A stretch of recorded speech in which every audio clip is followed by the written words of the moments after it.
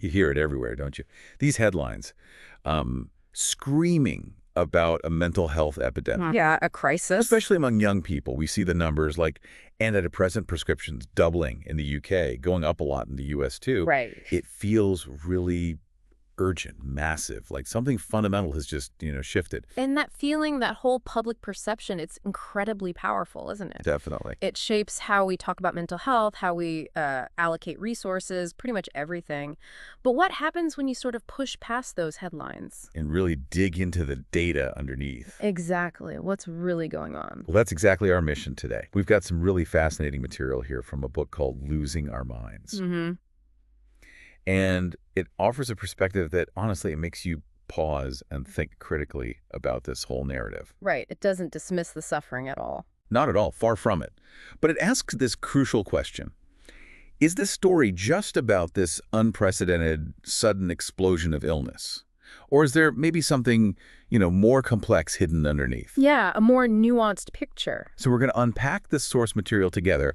We'll guide you through the author's analysis, explore those nuances that often get kind of flattened out in the public conversation. Think of it as your shortcut, really, to getting informed on a complex issue, seeing what the data actually seems to suggest, and understanding the different angles the author explores. Okay, let's dive in then. We should probably start right where the public conversation often begins. With the perceived crisis. Yeah, and those numbers that seem to fuel that narrative, Mhm. at least as they're presented in our source material. Right. And the numbers on healthcare use, they are striking. Like you said, UK antidepressant prescriptions, what was it, 36 million in 2008? Yeah, something like that. To nearly 71 million just 10 years later. Huge jump. And in the U.S., the proportion of adults taking them went from around maybe 10.6% to nearly 14% in a similar period. So big increases in treatment.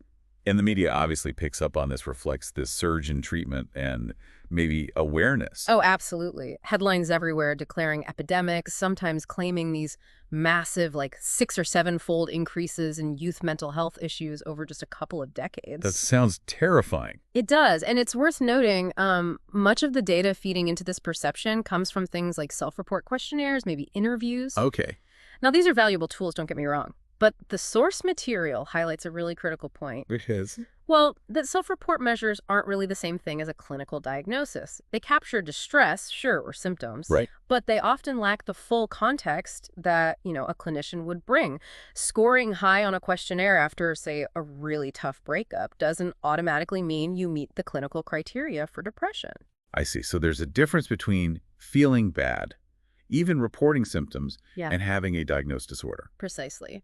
So we have this undeniable picture of dramatically increased help-seeking, diagnosis, treatment, fueling the perception of a crisis. Right. But the core argument from this source material is that when you look at the actual prevalence rates... Like the proportion of people who actually have a disorder at any given time. Exactly. When you track those rates over time, the data seems to tell a surprisingly different story. It asks, is something else going on here?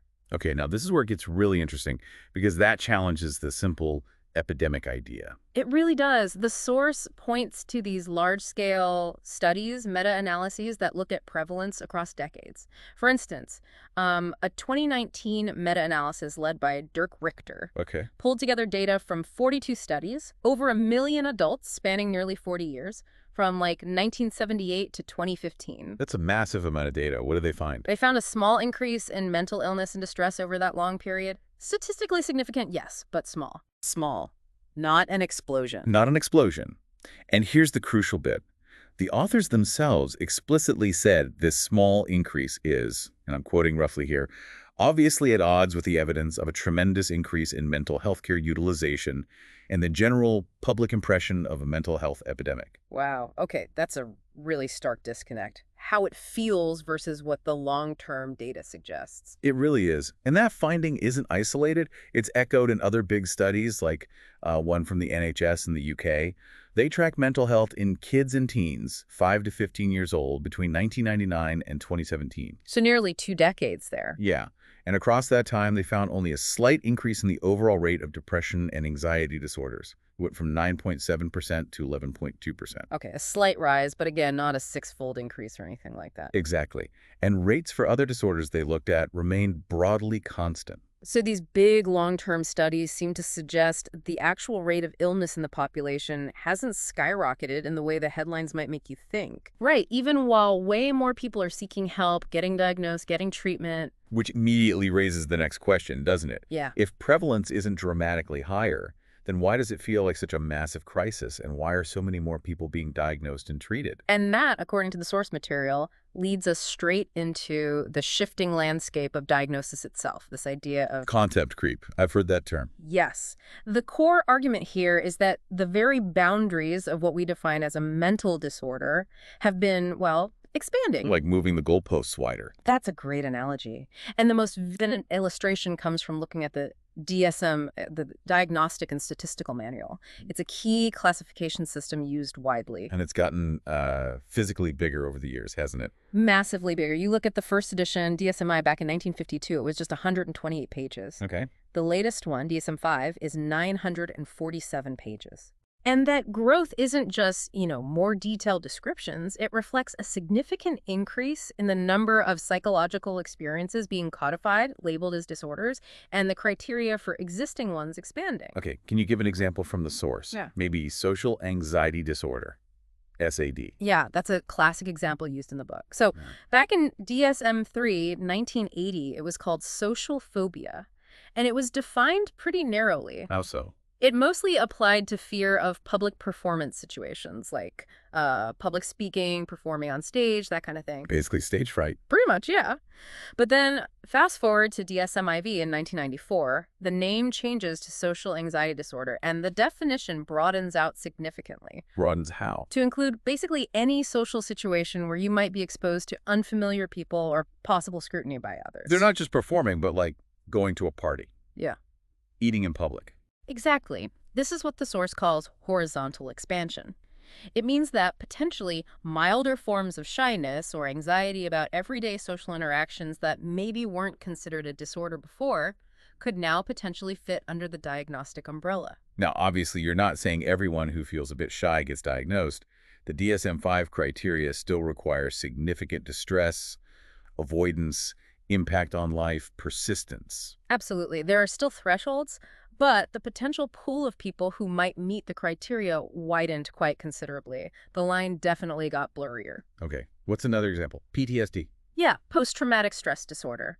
The definition of what counts as a trauma has also expanded over time. How did it used to be defined? Initially, it was quite restricted to really severe, often life-threatening events, combat, torture, serious accidents. Go ahead. Then it grew. It started to include witnessing such events or even learning about traumatic events that happened to close family or friends. Right. Later versions potentially opened the door even further to include indirect exposure through one's job. Think about, say, 911 operators hearing horrific details constantly, or maybe even psychotherapists regularly working with trauma survivors. So the definition of the triggering event itself expanded. Exactly. The source notes these increasingly convoluted definitions kind of reflect how difficult it is to draw really crisp boundaries around what counts. It's like they're constantly negotiating the borders. That's a good way to put it. And then there's the really controversial one. The removal of the bereavement exclusion for major depressive disorder in DSM-5. Ah, yes. I remember hearing about that. That sounds significant. It was, and it sparked a lot of debate. Previously, if someone was grieving the death of a loved one, you generally wouldn't diagnose them with major depression right away. Unless the symptoms were maybe unusually severe or lasted a really long time. Right, or went way beyond what seemed like typical grief. But with the removal of that exclusion, someone meeting the standard symptom criteria for depression for just 2 weeks after a major loss can now, technically, be diagnosed. What's the argument for doing that? The clinical rationale is that grief and clinical depression can coexist. Someone might be genuinely depressed on top of their grief and really need treatment. Removing the exclusion allows that diagnosis and access to help. Makes sense. But the counter-argument. The counter-argument, which the source highlights, is the risk of pathologizing normal human grief. Grief is natural, incredibly painful, yes, but often a process that resolves with time and social support, not necessarily medical intervention. It feels like. Mm-hmm. The source calls it a medical intrusion into private emotions. Something like that, yeah. It raises questions about where normal suffering ends and pathology begins. It really underscores how much these definitions aren't just descriptions. They actually shape what we see and how we respond. They really do. Though it's important to be balanced here, as the source is.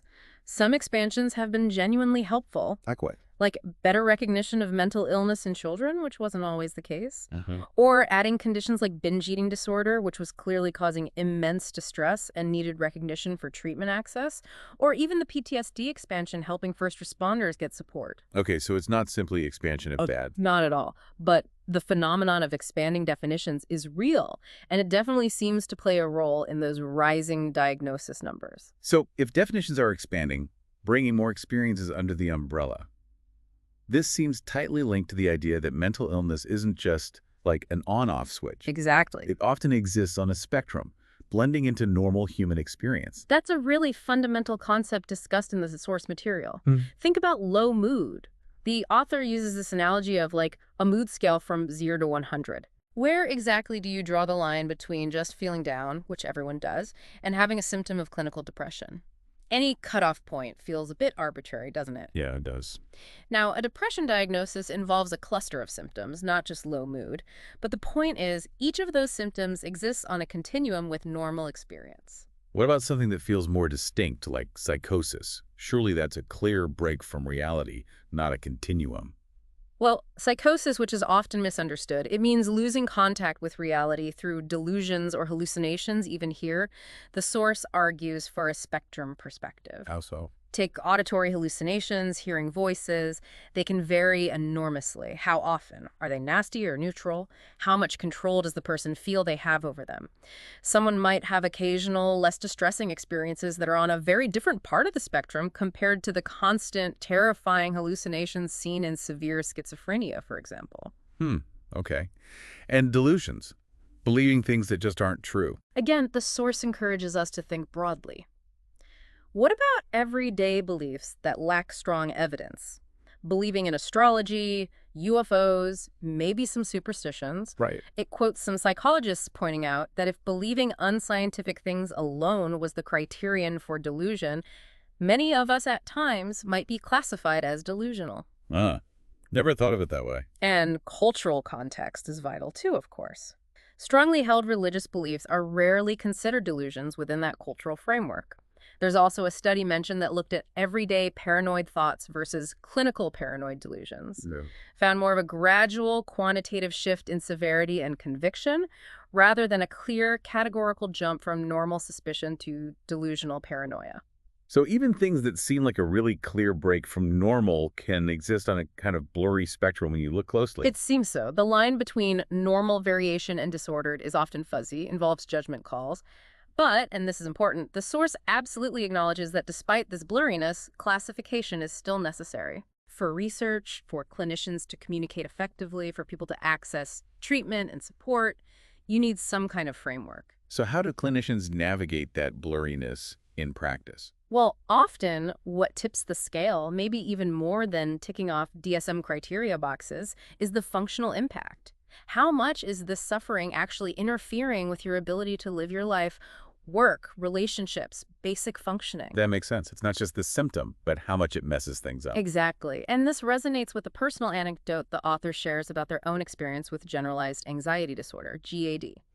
Distinguishing their own, what felt like pathological worry from everyday worry wasn't just about what they worried about, but its intensity, its frequency, its chronicity, how uncontrollable it felt, and crucially, how much it stopped them from doing things. It's that pervasive, debilitating quality that really separates it. That seems to be the key distinction in practice, yes. Yeah. Okay, so we've got this context. Perception versus prevalence, the role of changing definitions, the spectrum idea. Let's pivot now to exploring why people experience mental health difficulties in the first place. Moving beyond just calling it a crisis or a fad, the source looks at that complex interplay of biology and environment. Right. It's almost never a single cause, is it?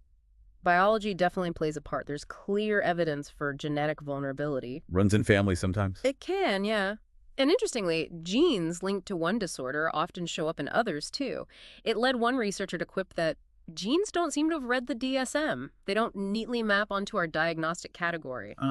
And brain studies. Yeah, brain imaging shows differences in structure and function in people with various mental health conditions, things like the triple network model or hippocampus size and depression. But the source highlights how tricky it is to interpret these findings. How so? Well, are the brain changes a cause of the illness, or are they a consequence of having the illness, or maybe the medication used to treat it? It's hard to tell. Plus, many brain abnormalities are transdiagnostic, meaning Yeah. they're found across different conditions, not specific to just one. So, biology seems necessary, it lays some groundwork, but it's usually not sufficient on its own to explain why someone develops a particular condition. Okay, so what about the environmental side of things? Environmental factors, especially stress and adverse experiences, are hugely significant according to the source. It discusses links between certain parenting behaviors, things like rejection, harsh control, overprotection, maybe a lack of warmth, and increased risk later on. That sounds complicated, though. Oh, absolutely. And the source acknowledges that complexity parents exhibiting those behaviors might be struggling with their own mental health issues, for instance. It's not about blame. Right. What about specific events? Stressful life events seem to have a really strong link. Studies cited show things like a high percentage of people developing panic disorder had experienced a major stressful event in the year before it started. That makes intuitive sense. Yeah, and specific types of events seem more likely to trigger certain issues, though it's not deterministic. Loss events are more strongly linked to depression and GD. Events involving humiliation, maybe linked to bullying, are tied to depression. Danger-related events to GD, feelings of entrapment to both depression and GD. So the nature of the stressor might matter. It seems to, yeah. And these events trigger our biological stress response system. The HPA axis kicks in, releases cortisol. The fight or flight stuff. Exactly. But when that system is activated chronically due to ongoing stress, it can actually impact brain function and how we process information psychologically. It can wear things down. So stress can literally change your brain chemistry and structure over time. It appears so, yes. Yeah. But again, the source really emphasizes that necessary but not sufficient point. Meaning, the vast majority of people who go through terrible stress, even severe trauma, don't develop a full-blown mental disorder. Resilience is actually incredibly common. The stressor might be necessary for the illness to develop in some cases, but it's not enough on its own. And then there's the really messy overlap. The source mentions gene-environment correlation. Exactly. This makes it super hard to untangle causes. Genetic vulnerabilities and, say, suboptimal environmental factors often go hand in hand. How does that work? Well, imagine an anxious parent. They might pass on genes that predispose their child to anxiety, and they might also model anxious or avoidant behaviors, creating an environment that fosters anxiety. So the child gets both the genetic risk and the environmental risk, often from the same source. Making it impossible to say which caused what. Precisely. The source uses an example of a mother and son both struggling with social anxiety to illustrate this really complex interaction. It's rarely just one thing acting in isolation. Okay. And speaking of environment and risk factors, let's zoom in on that group that's so central to the public conversation, young people. Why is there such a prominent focus on youth mental health? And what does the source say makes this period of life particularly risky? Well, first off, the data really does confirm that youth and early adulthood are peak periods for onset. The majority of mental illnesses actually begin by age 24. Really? That early. Yeah. The source points out that if you manage to reach your mid-20s without having experienced a significant mental health condition, your chances of developing one later in life drop quite considerably. So adolescence isn't just, a bit awkward and hormonal. It's a genuinely vulnerable time psychologically. Why is that? Multiple converging factors, according to the source. First, there are the obvious biological changes, puberty, hormones. Right. But crucially, brain development is still very much ongoing, well into the 20s. Areas responsible for judgment, decision-making, impulse control, emotional regulation, they're still maturing. MRI studies show this clearly. So physically they might look like adults, but the brain is still seriously under construction. That's a good way to put it. Then psychologically, it's a period of intense self-concept formation. Who am I? Where do I fit? And critically, there's this acute sensitivity to peer opinion. The source calls it a social reorientation. Meaning what peers think becomes incredibly important. Hugely important, more so than maybe family for a time. So negative peer treatment, being mocked, excluded, ignored, can be absolutely devastating at this age. It can profoundly shape beliefs about self-worth, feeding directly into conditions like depression or social anxiety. Social anxiety seems like it would fit right in there. Totally. The source even describes SAD as the prototypical adolescent disorder because it so clearly reflects that heightened peer sensitivity going haywire, that intense fear of negative judgment. And the external world is changing for them too, right? Massively. They move from more parent-structured social lives to much more peer-driven ones. Think moving to middle school or high school. And often, this shift is heavily facilitated by mobile phones and social media. These external social world shifts collide with those internal biological and psychological changes. Creating a kind of perfect storm for vulnerability. Potentially, yes, it's a period of huge transition on multiple levels. Which brings us, inevitably, I suppose, to the elephant in the room for youth mental health discussions. Social media. It gets blamed constantly. Does the source material offer, like, a clear verdict? Is it the villain? Well, the source definitely explores the debate, but it explicitly argues against a simple good or bad framing. It really emphasizes that it's more like a double-edged sword. It's complex, it's nuanced. Okay, so let's unpack that. What about the potential harms? The negative edge? One key problem the source highlights with a lot of the research is that classic issue, correlation versus causation. Right. Just because two things happen together doesn't mean one caused the other. Exactly. So a study finds a link between, say, high social media use and more depressive symptoms in teens. Okay, interesting. But does that mean the social media caused the depression? Or could it be that teens who are already feeling depressed tend to use social media differently, maybe withdraw into it more? Or could there be a third factor involved? Like what? Like maybe poor sleep habits contribute to both increased social media use and depressive symptoms. The source points to critiques of some research, like work by Jean Twenge, suggesting it sometimes overstates causal links based purely on these correlations. Okay, so the direct scientific proof that social media causes depression isn't as rock solid as maybe the headlines suggest. What about other potential harms? There are definitely other concerns raised, things like impression management, constantly curating this perfect version of your life online. The pressure to look happy and successful all the time. Yeah, and the anxiety that can create around self-presentation. A study on posting selfies, for instance, found it seemed to increase appearance anxiety, though the source notes that study had limitations. And then there's cyberbullying. Which is definitely real. Very real. And while the source notes it often amplifies existing offline bullying, it's rarely only online. It has its own unique, insidious aspects. Right. Like the anonymity, the potential for abuse to be screenshotted and replicated endlessly, and the fact that it removes any sense of a safe haven. School might end, but the phone follows you home. There's no escape. Pretty much. And the source does acknowledge that, look, while correlation isn't causation, it's entirely plausible that for someone already vulnerable, heavy or negative social media use could act as a trigger. It could be the thing that tips them over the edge. Potentially, yeah. By maybe exacerbating existing body image issues or amplifying social comparisons or intensifying bullying experiences. Okay, but you said it was a double-edged sword. What's the other edge? The potential benefits. Right. Social media can also be a really vital source of support for some young people.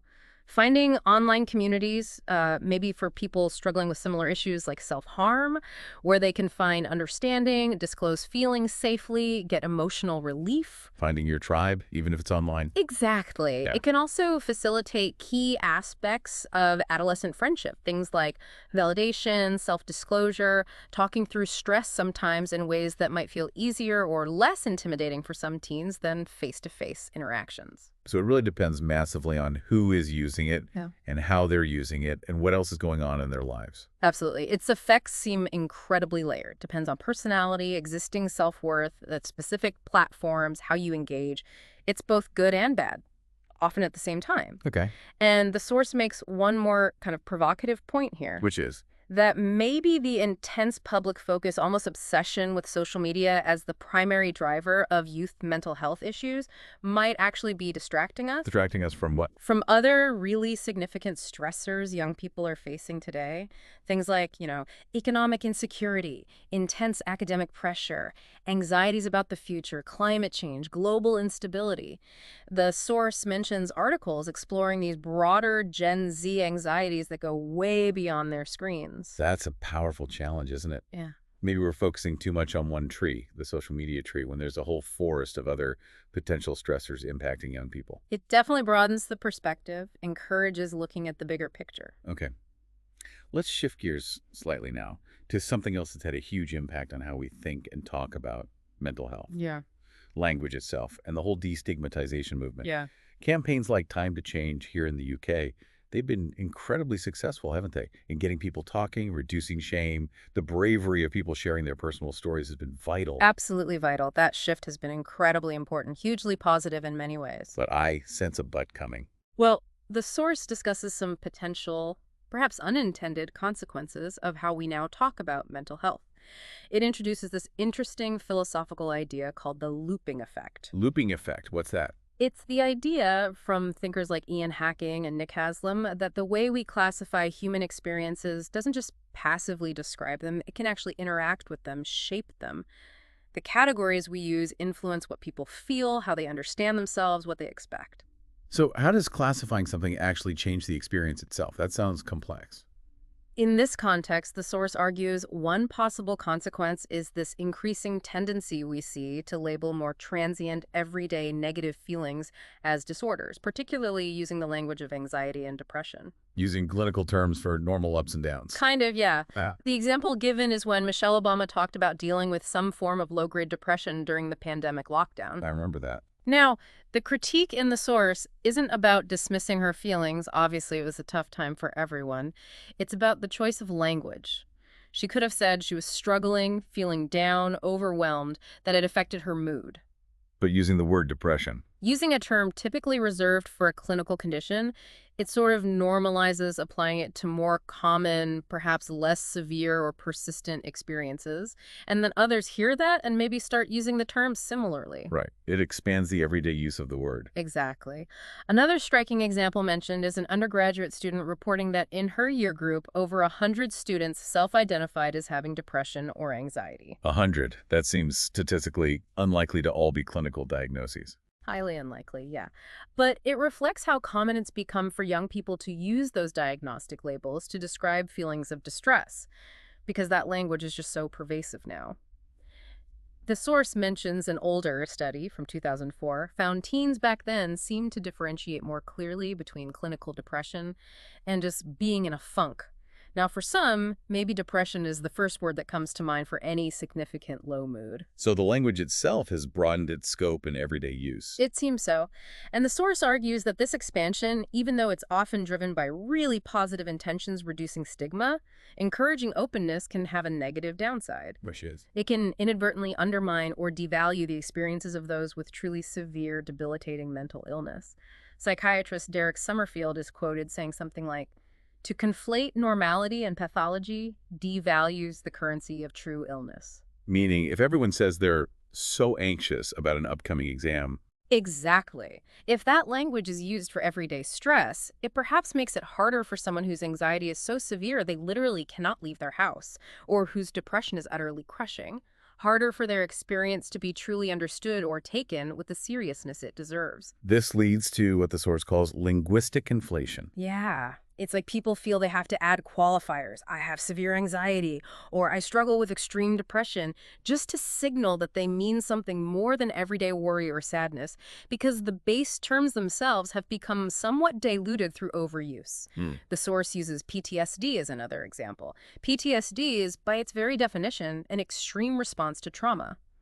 There isn't really a mild version in the diagnostic sense. Using language loosely can kind of dilute terms that were meant to capture profound suffering. And the source also critiques that trend towards almost making mental illness seem positive or quirky online, the memification of it. Yes, things like framing OCD as just being hyper-organized or anxiety as a kind of superpower. Which sounds not quite right. Well, the argument is that this often deeply misrepresents the reality for many people. Severe mental illness is often ugly, as the writer Bryony Gordon puts it in a tweet quoted in the source. It can be debilitating, frightening, isolating. Not a cute meme. Not at all. And that kind of enforced positivity or trivialization can leave people who are really struggling feeling completely misunderstood, even more isolated because their grim reality doesn't match the sanitized, social media-friendly version they see. Yeah, I can see that. And just to loop back quickly to the bereavement exclusion point. Okay. The source suggests that maybe labeling normal, albeit intense, grief as depression might actually be counterproductive. It might subtly tell the grieving person that the natural healer's time, social connection, allowing the process to unfold, are less relevant than medical treatment, potentially steering them away from the very things that could help them navigate their pain authentically. Hmm. The author shares a personal reflection on experiencing intense heartbreak as a teenager, feeling immense sadness, despair even, but being glad, in retrospect, that it wasn't labeled as clinical depression. They speculate that such a label might have actually hindered the natural, albeit slow, process of recovery over time. So the very language we choose, even with the best intentions to destigmatize, can really complicate things. It can shape experience, dilute meaning, and maybe even misdirect people from what they truly need. It's a powerful reminder that words matter deeply, and how we use them has consequences. Okay. So, having explored all this complexity, prevalence versus perception, definitions, causes, language, what does the source say about what actually helps people navigate psychological suffering Right. when someone is really struggling? Right. Moving beyond the labels and the debates, what are the practical takeaways for support and recovery? Exactly. The source shifts focus here, looking at support, treatment, and also endurance. First off, given the immense pressure on professional mental health services. Which we know are stretched thin. Exactly. Informal support from friends, family, colleagues, partners, communities is absolutely vital.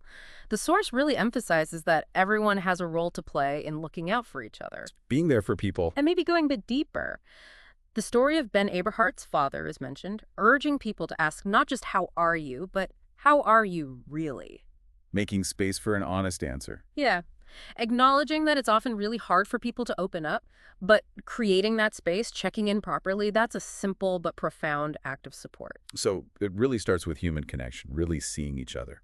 What about professional help? Professional help exists on a whole spectrum, right? From maybe just watchful waiting or some light touch support like guided self-help, Okay. through to medication, various forms of talking therapy, potentially more intensive support or specialist services for severe, complex conditions. Let's talk about medication first. Antidepressants like SSRIs. Yeah. We mentioned the increased prescriptions earlier. Right. Their use has definitely increased, partly due to reduced stigma, which is good. People are more willing to seek help. But also, frankly, because sometimes with long waiting lists for therapy, It's the quickest option a GP can offer. often, yes, it's Wow. readily available. Now, there's ongoing debate and controversy around their efficacy, the role of placebo effect, exactly how they work. The source acknowledges all that complexity, but they are a tool that helps many people manage symptoms. Okay. And therapy. Talking therapies like CBT. Cognitive behavioral therapy, CBT, is a very common one, often offered first line. Its fundamental principle is that your thoughts, your feelings, and your behaviors are all interconnected. How does it work in practice? It helps you identify unhelpful or distorted thought patterns, like, say, constantly jumping to the worst case scenario, catastrophizing. Hmm. And then it teaches you skills to challenge those thoughts, look for alternative perspectives, and also to gradually change behaviors that might be maintaining the problem, like avoidance.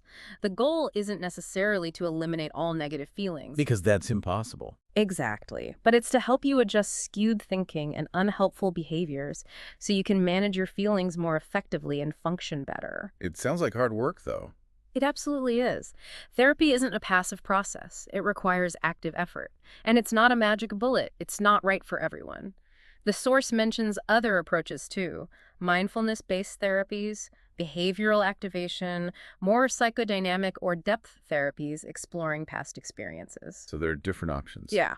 But the source also delves into this interesting idea of common factors in therapy. Common factors. What are those? It's the idea that maybe the specific type of therapy you receive, CBT versus psychodynamic versus something else, might actually matter less than certain universal elements that are present in any effective therapy. Like what kind of elements? The big one is the therapeutic alliance, the quality of the relationship, the trust, the rapport between you and your therapist. Feeling understood and supported by them. Exactly. Writer Brian E. Gordon is quoted making a great analogy. Finding a good therapist is like finding a good boyfriend or girlfriend. That connection is key. Other common factors include things like the therapist conveying hope and positive expectation for recovery. That makes a lot of sense. Feeling like the person helping you truly believes you can get better seems incredibly important. It really does. It seems foundational. But, and it's a big but, the source also highlights the significant systemic barriers to accessing this kind of help. The waiting lists. Huge waiting lists, especially for talking therapies in systems like the UK's NHS. We're talking weeks, often months, sometimes even longer, just to start treatment. That must be devastating if you're in crisis. Absolutely. And there's often a hidden waiting list, too, Yeah. a long gap between an initial assessment and actually starting the therapy sessions. When someone is really struggling, these delays can be critical, sometimes tragically so. And this forces doctors back to prescribing medication. Often, yeah. It becomes the only immediate intervention available.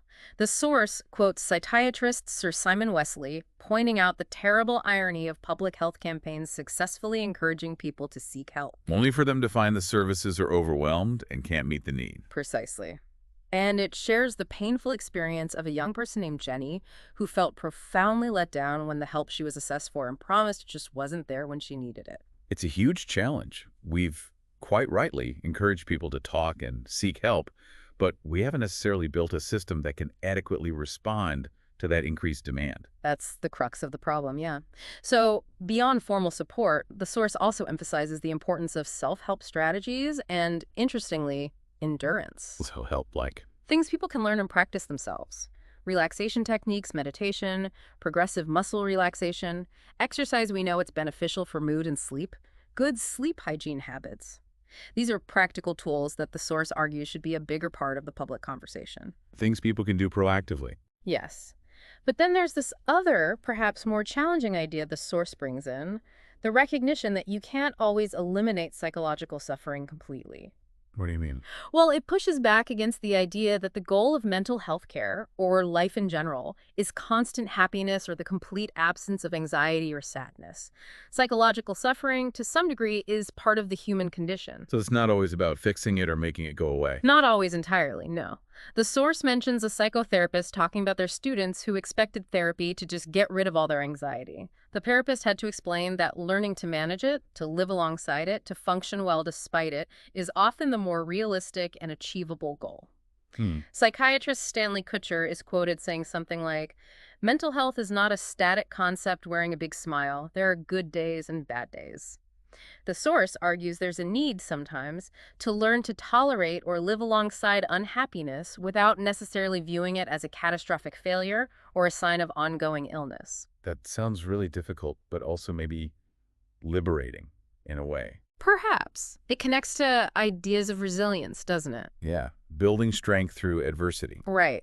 The source touches on this idea of psychological immunization, that maybe navigating challenges helps build coping skills. A study is cited that found a kind of U-shaped or J-shaped relationship between life stress and later distress, meaning people who had experienced some adversity actually reported lower distress later on, compared to people who had experienced very little stress or those who had experienced overwhelming amounts of stress. So, navigating manageable difficulty might actually build resilience. Interesting. And finally, linked to this idea of endurance, the source highlights something often underestimated: the simple power of time passing as a healer. Especially for things like grief. Grief, absolutely. But also for many episodes of depression or intense anxiety, Matt Haig is quoted beautifully. Time is the thing that is bigger than depression and anxiety and can disprove their lies. Because when you're in it, it feels permanent. Totally permanent. Utterly convincing in its permanence. The author shares their own experience needing external evidence first, seeing other people get through similar struggles to even begin believing recovery was possible, and then eventually becoming their own evidence, realizing that the despair they felt before, which felt just as permanent then, did eventually pass. So you learn from your own history that it's not forever, even when it feels like it. Exactly. The message to a younger self, and implicitly to you, the listener, wrestling with this stuff is often, it gets better, but it usually takes work, support, and time. It requires endurance. That feels like a really powerful place to land. Acknowledging the need for support, for intervention, for treatment, but also recognizing our own capacity for healing, for resilience, and the simple, relentless healing march of time itself. It definitely complicates that idea of a simple fix or cure, doesn't it? It emphasizes recovery and management as more of a journey, which aligns with the whole nuanced picture the source paints throughout. So wrapping up this whole deep dive into the source material from Losing Our Minds, we've really uncovered a much more complex landscape than those initial headlines often suggest. Definitely. It's a picture of a perceived crisis, maybe driven as much by increased help-seeking and potentially expanding definitions as by just a simple explosion in the underlying rates of illness. Right. We saw how symptoms often exist on a continuum, blending into normal experience, not just an on-off switch. And how mental health is shaped by that really intricate interplay of biology and environment, not just one neat cause. We looked at why adolescence seems to be such a vulnerable period, those converging biological, psychological, and social shifts. And the very nuanced, double-edged role of social media, not a simple villain, but complex harms and potential benefits. Yeah, and how even our well-intentioned language around destigmatization can have these unintended consequences, maybe diluting the experiences of those with the most severe illnesses. And finally, we explored that vital importance of support, both informal and professional, while acknowledging the huge systemic challenges in accessing care. And alongside that, the crucial role of self-management, endurance, resilience, and just letting time do some of its healing work.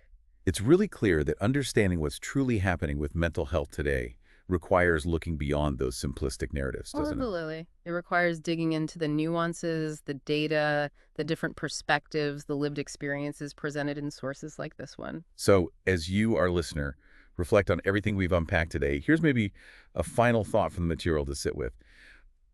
Given how challenging it seems to be to even define mental illness sometimes, given that symptoms exist on these complex continuums, and that recovery often involves learning to live alongside suffering rather than completely eliminating it, how might you start to rethink what mental health and mental illness truly mean, both for yourself and maybe in how you understand and relate to the people around you?